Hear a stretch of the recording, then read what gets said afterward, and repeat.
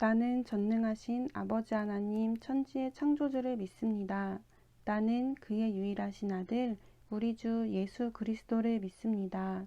그는 성령으로 잉태되어 동정녀 마리아에게서 나시고 본디오 빌라도에게 고난을 받아 십자가에 못 박혀 죽으시고 장사된 지 사흘 만에 죽은 자 가운데서 다시 살아나셨으며 하늘에 오르시어 전능하신 아버지 하나님 우편에 앉아 계시다가 거기로부터 살아있는 자와 죽은 자를 심판하러 오십니다. 나는 성령을 믿으며 거룩한 공교회와 성도의 교제와 죄를 용서받는 것과 몸의 부활과 영생을 믿습니다. 아멘. 2021년 11월 1일 오늘을 여는 말씀 본문은 에스라 8장 24절에서 30절입니다. 제 성경으로는 구약 722쪽입니다. 에스라 8장 24절에서 30절까지의 말씀을 다 같이 합독하시겠습니다. 그때 내가 제사장의 우두머리들 중 12명 곧 세레바와 하사랴와 그의 형제 10명을 따로 세우고 그들에게 왕과 모사들과 방백들과 또 그곳에 있는 이스라엘 무리가 우리 하나님의 성전을 위하여 드린 은과 금과 그릇들을 달아서 주었으니 내가 달아서 그들 손에 준 것은 은이 650달란트요 은 그릇이 100달란트요 금이 100달란트며 또 금잔이 20개라 그 무게는 1000다릭이요 또 아름답고 빛나 금같이 보배로운 놋 그릇이 2개라.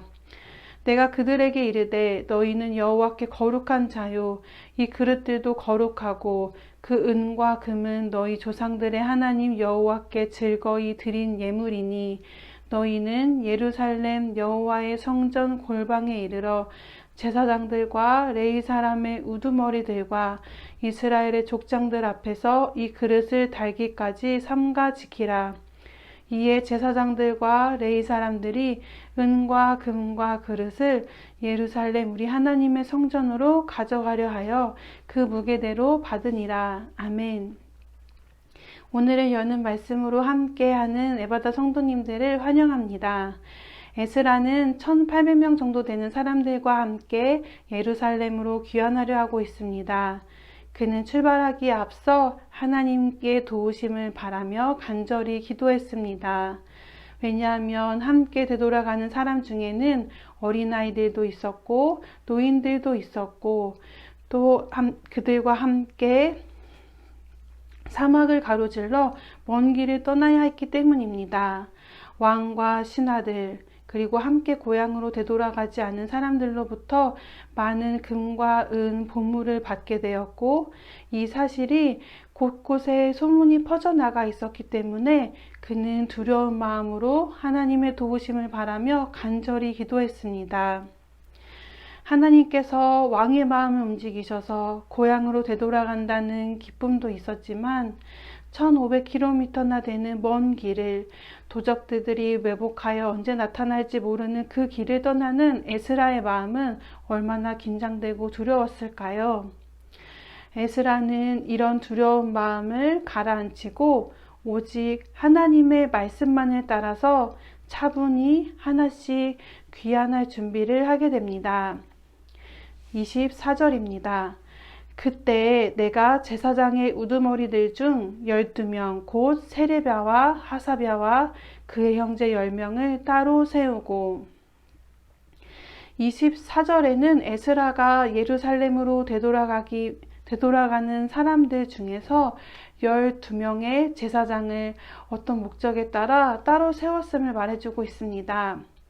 그런데 에스라 8장 18절에 보면 세레바와 하사랴는 제사장이 아닌 레위 사람임을 알 수 있습니다. 18절 말씀입니다. 우리 하나님의 선한 손에 도우심을 입고 그들이 이스라엘 손자 레위의 아들 말리의 자손 중에서 한 명철한 사람을 데려오고 또 세랴바와 그의 아들들과 형제 18명과 하사랴와 무랄리의 자손 중 여시야와 그의 형제와 그의 아들들 20명을 데려오고 이들은 제사장의 우두머리가 아니었고 평범한 레위 사람이었습니다. 따라서 본문을 이해할 때 제사장의 우두머리 중 12명과 세랴바와 하사랴와 그 형제 10명을 따로 세웠다고 볼 수 있습니다. 제사장 12명과 레위인 12명을 에스라가 따로 세웠음을 볼 수 있습니다. 25절입니다.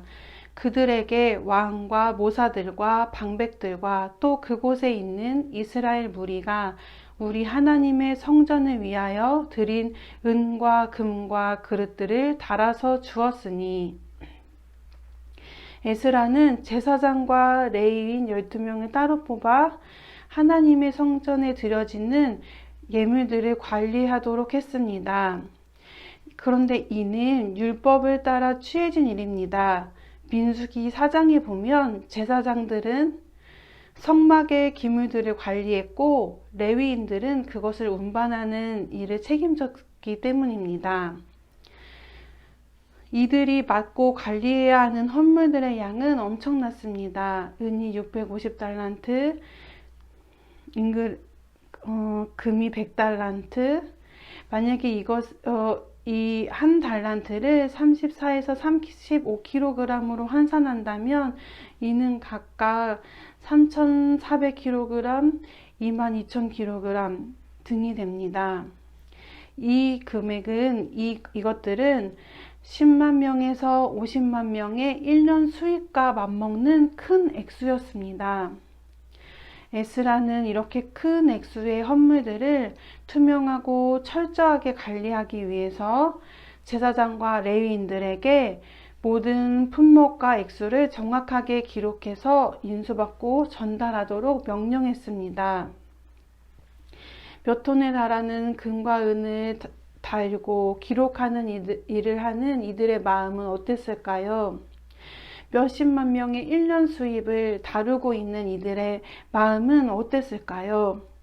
에스라는 제사장과 레위인들에게 거룩한 하나님의 성전에 드릴 예물을 다루는 그들의 마음이 얼마나 거룩해야 하는지, 이것이 얼마나 거룩한 일인지를 알게 해줍니다. 28절, 29절 말씀입니다. 내가 그들에게 이르되 너희는 여호와께 거룩한 자요, 이 그릇들도 거룩하고 그 은과 금은 너희 조상들의 하나님 여호와께 즐거이 드린 예물이니, 너희는 예루살렘 여호와의 성전 골방에 이르러 제사장들과 레위 사람의 우두머리들과 이스라엘의 족장들 앞에서 이 그릇을 달기까지 삼가 지키라.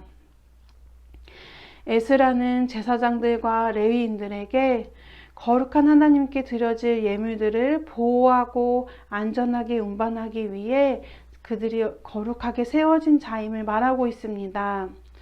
혹시라도 탐욕으로 눈이 어둡지 않기 위하여 출발하기 전 철저하게 측정하고 예루살렘에 도착해서도 이스라엘 족장들이 보는 앞에서 예물을 달고 기록하게 했습니다.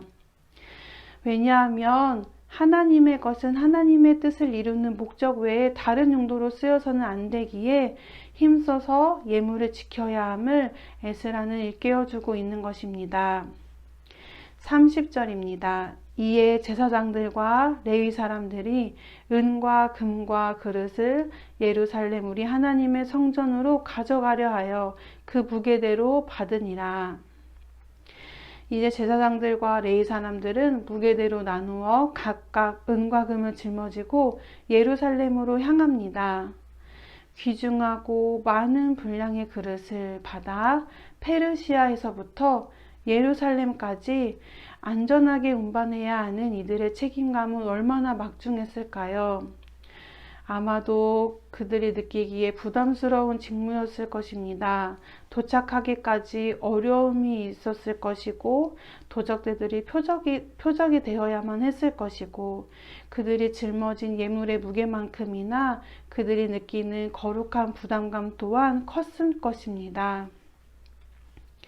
때로는 하나님께서 우리에게도 거룩하면서도 부담스러운 직무를 맡겨주시는 것 같습니다. 예물을 운반하는 일과 같이 단순해 보이는 일이지만 그런 사소한 일에서도 우리는 때때로 커다란 중압감과 부담을 느끼는 것 같습니다. 안전하게 무사히 끝마칠 수 있을까? 중간에 잃어버리지 않고 처음에 싣고 갔던 그 양 그대로 다시 예루살렘으로 도착해서 잴 수 있을까?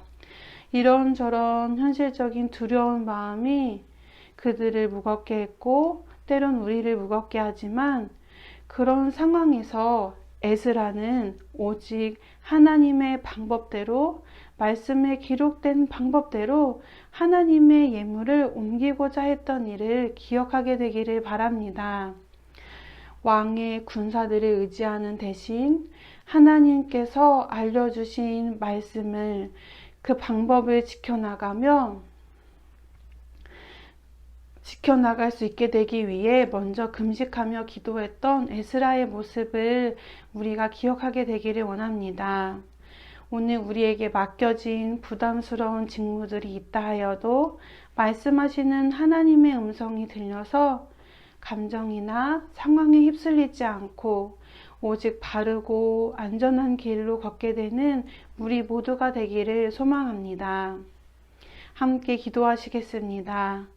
사랑의 하나님, 오늘도 우리에게 맡겨주신 일을 감당하며 나아갈 때 하나님께서 알려주신 말씀의 방법대로 나아가게 하옵소서.